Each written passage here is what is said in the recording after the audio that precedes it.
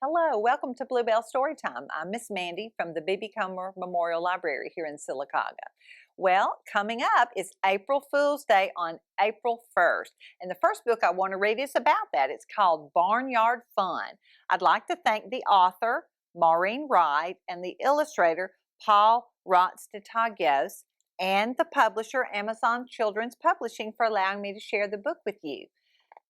All right. When Sheep found out it was April 1, he said, "It's time to have some fun." Sheep set the alarm an hour ahead. It woke up Rooster in his bed. Rooster crowed, "It's morning time. Everybody rise and shine."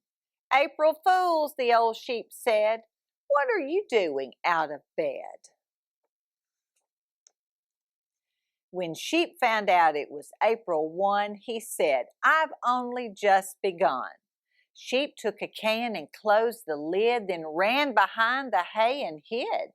Dog searched for something good to eat. "Hey, look," he said, "my favorite treat."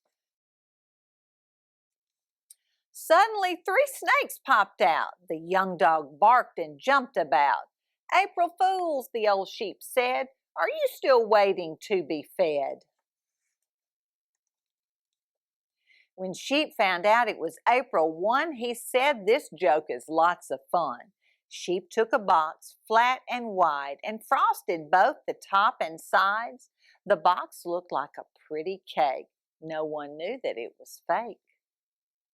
Pig grabbed a fork and took a bite. Sheep burst out laughing at the sight. "April Fools," the old sheep said, "I see your face is blushing red." When Sheep found out it was April 1, he said, "I think I'm almost done. Let's play the game Connect the Dots using all of Cow's black spots." Duck walked by and hollered, "Wow, check out the spots on the silly cow." "What?" said Cow. "How can that be? Look at the smiley face on me." "April Fools," the old sheep said. He laughed and shook his woolly head.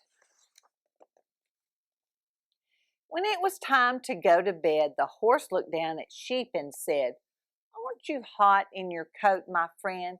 The farmer forgot to shear you again. A haircut would look so nice on you. I'll trim your coat if you'd like me to." The sheep said, "Thanks, that sounds just fine. I'm hot and stuffy all the time." The shaver buzzed up and down. "Hold still," said Horse. "Don't move around." The spotted cow mooed low and deep. Small chicks chuckled, "Cheep, cheep, cheep." The dog's tail wiggled like a snake. Rooster laughed till his belly ached. Pig's tail twirled like a curly noodle.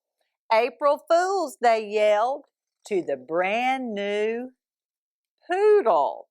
Oh, they got Sheep back for all those tricks he played. So when you play tricks on that day, just make them fun pranks. Nothing that's going to hurt anybody. All right, the next holiday coming up is April 4th, and that is Easter. And at Easter, I always like to sing my favorite song about rabbits, and that's Little Bunny Foo Foo. Okay, here's my rabbit. Little bunny Foo Foo, hopping through the forest, scooping up the field mice and bopping them on the head. And down came the good fairy, and she said, "Little bunny Foo Foo, I don't want to see you scooping up the field mice and bopping them on the head. I'll give you 3 chances, then I'm gonna turn you into a goon." Little bunny Foo Foo, hopping through the forest, scooping up the field mice and bopping them on the head. And down came the good fairy, and she said, "Little bunny Foo Foo, I don't want to see you scooping up the field mice and bopping them on the head. I'll give you 2 more chances, then I'm gonna turn you into a goon." Little bunny Foo Foo, hopping through the forest, scooping up the field mice, bopping them on the head. And down came the good fairy, and she said, "Little bunny Foo Foo, I don't want to see you scooping up the field mice and bopping them on the head. I'll give you 1 more chance, then I'm going to turn you into a goon." Little bunny Foo Foo, hopping through the forest, scooping up the field mice, bopping them on the head.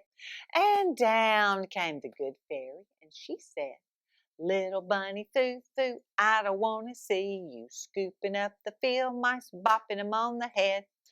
I gave you 3 chances. Now I'm going to turn you into a goon. Poof! And she did. All right, I love that song. Thank you for singing it with me. Now, the next book I want to read is about Easter. It's Peter Rabbit's Happy Easter. I'd like to thank the author, Grace Maccarone, and the illustrator, David McPhail, and Scholastic, the publishing company, for allowing me to share the book with you. Peter Rabbit was feeling very sorry as he had been a very naughty little bunny yesterday. He had snuck into Mr. McGregor's garden, though his mother had clearly told him not to, and he lost his quite new blue jacket. Now Peter was determined to do something wonderful for his mother so she would see what a good little bunny he really was. Then she would love him more than she loved his sisters, Flopsy, Mopsy, and Cottontail, who never seemed to do anything wrong. And so Peter Rabbit's exciting Easter adventure began. One sunny morning, Peter was walking past Mrs. McMullen's hen house when he saw that there were so many more eggs than anyone could possibly need. So he took a few eggs from the hen house and went along his way. By and by, Peter walked past Mr. Holloway's hen house, where he saw that there were many, many more eggs than anyone could possibly need. So he took a few eggs from Mr. Holloway's hen house and went along his way. Not much later, Peter walked past Mrs. Jones's hen house and saw once again that there were many, many, many more eggs than anyone could possibly need. So he took a few eggs from Mrs. Jones's hen house and went along his way. By noon, Peter had gathered an enormous number of eggs, which he carried to his home at the bottom of a very big fir tree. What a good little bunny I am, thought Peter. Mother will be so pleased. As you may have guessed, Peter was not the tidiest of little rabbits, and as he tried to carefully stack the eggs against a wall, several open jars of paint, yellow, orange, red, purple, blue, and green, toppled over. And what a wonderful accident it was. The eggs were now decorated with all the colors of the rainbow. Presently, old Mrs. Rabbit returned from the baker's to find a house full of painted eggs. I gathered them just for you, Peter said. Now, my dear, said old Mrs. Rabbit, quite amazed by the inventiveness of her son's mischief. While I appreciate your good intentions, you should not take what isn't yours. You really must return these eggs to their owners. So that night, Peter returned every one of the colorful eggs. And the next day, Mrs. McMullen's, Mr. Holloway's, and Mrs. Jones's children, along with all the other children in the neighborhood, were delighted by what they found scattered in their gardens. As it happened to be Easter Sunday, the once quite naughty Peter Rabbit started a new tradition and earned himself a respectable new name, and Peter Rabbit became the Easter Bunny.